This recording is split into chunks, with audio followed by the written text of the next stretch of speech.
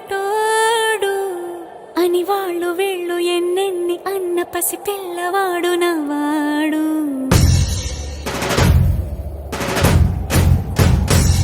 విడుముండోడు అని ఊరు వాడ అనుకున్న గాని మహారాజు నాకు నవాడు.